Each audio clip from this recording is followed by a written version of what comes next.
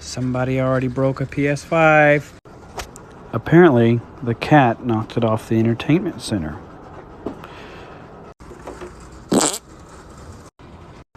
Take all the screws out. This one hided. Y'all, look at this thing.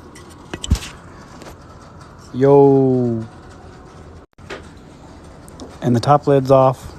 Here's the board. All these screws have to come out. Okay, so all those holds this piece down to the board. Lift it up, boom.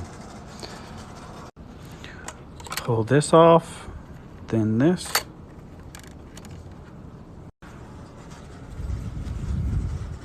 So these HDMI ports are very different than the PS4 and PS4 Pro. And there's also a tiny resistor that goes right here. Follow for part 2.